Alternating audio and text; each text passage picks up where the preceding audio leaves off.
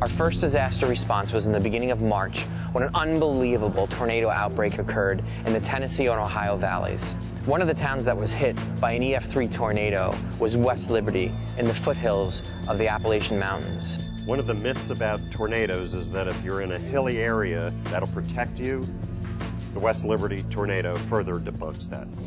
The tornado caused a horrific amount of damage in West Liberty. City Hall was gone, the police station was gone.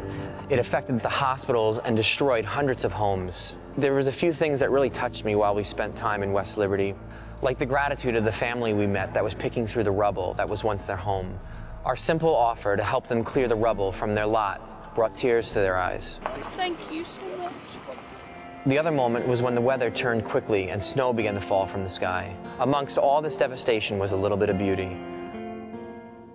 Over a 5-day period, we were able to clear roads, power up the grocery store and gas station, and clear debris around the hospital and get it one step closer to opening. It wasn't until the end of June that we responded to our next major catastrophe, Tropical Storm Debbie. Although Debbie wasn't a particularly strong storm, it was fairly large, and more importantly, it was moving very slowly. One of our computer forecast models at one point was predicting more than 40 inches of rain to fall in northern Florida. Close to 30 inches did fall. That's an extreme amount in a shorter period of time, and it was just too much, and extreme flooding resulted.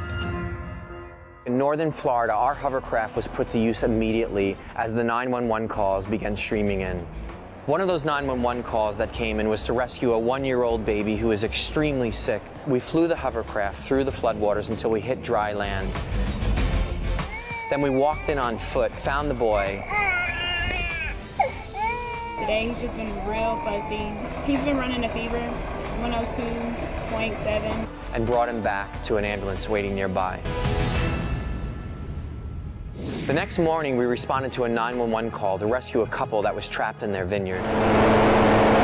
This was a particularly dangerous rescue because there was a lot of things that could have been in the water, like vineyard poles, and we had to be careful that we didn't hit them at high speeds. If we were to hit something, we could go flying from the machine and then need rescued ourselves. There was all kinds of dangers in the floodwaters, one of which were colonies of fire ants. And if you've ever been bitten by one, you know how painful it is.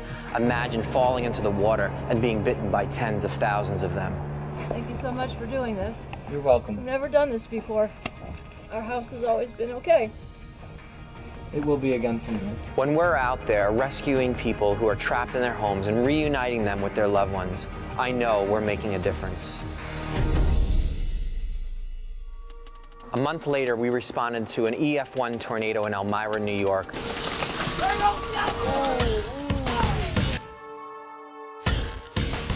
New York State doesn't get as many tornadoes as some other parts of the country, but summer is the time of year when they typically happen, tornadoes and severe thunderstorms.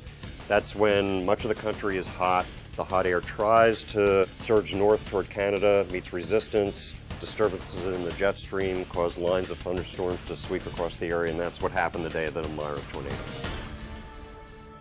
The destruction in Elmira was huge. There were trees down, some of which were 150 foot long. Power lines were everywhere, and those roads needed to be cleared. We joined with the City Public Works Department and got to work immediately. Man, it's breaking that tree right in half.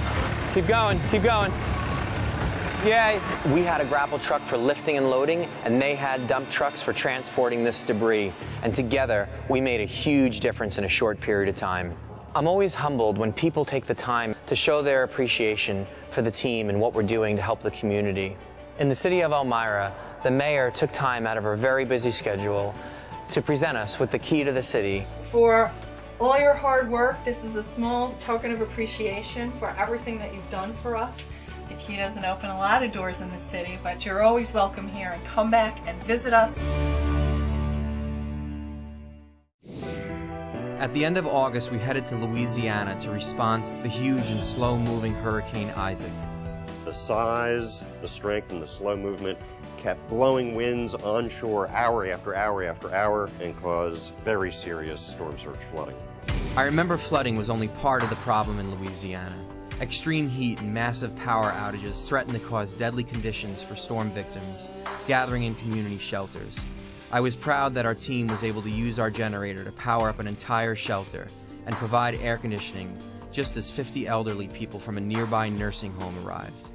You have saved lives with air conditioning. We were also able to help protect the main power facility in a community called Kentwood.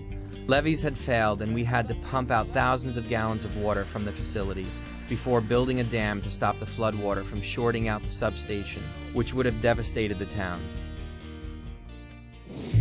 At the end of October, the team responded to one of the largest weather events we have ever seen, Hurricane Sandy.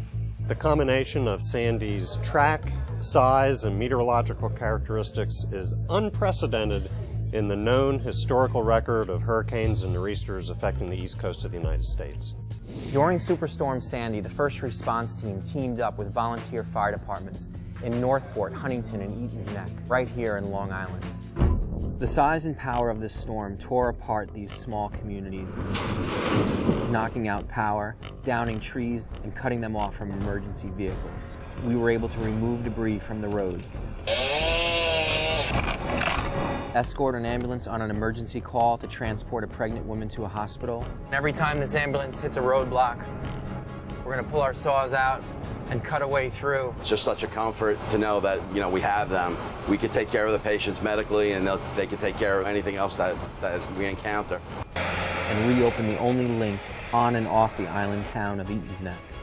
Watching the work that they do and the compassion that they have to help these people that they never met actually brings a tear to your eye.